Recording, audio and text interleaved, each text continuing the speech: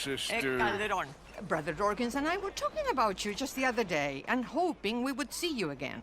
How is Brother Dorkins? Oh, he's quite well. A little frustrated with the workings of our order. He keeps trying to be sent overseas, do something with more challenge, maybe be a missionary. He's a lovely man. Sure. And how are you? Never better? Are you sure? I'm quite sure, sister.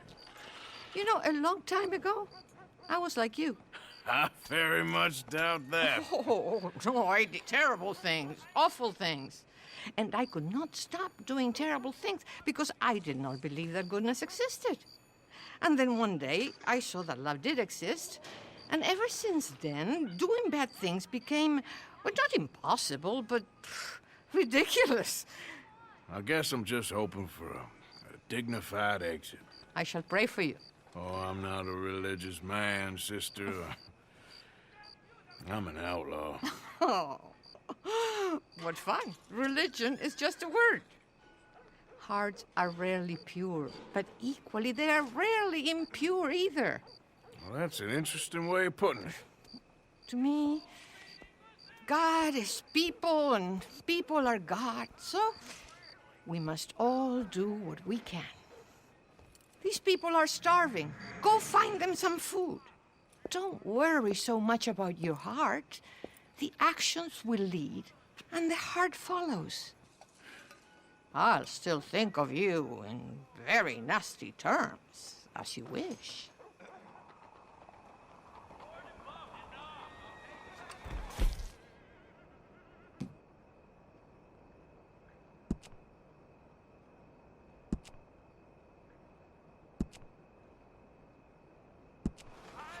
You know what, sister?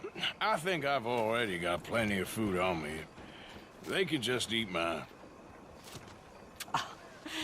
You are wonderful, Mr. Morgan. Now, that ain't true. Oh, I meant wonderful, but so very frightening.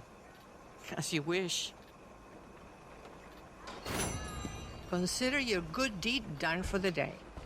I won't subject you to any more benevolence. Sister Ethel makes a fabulous stew.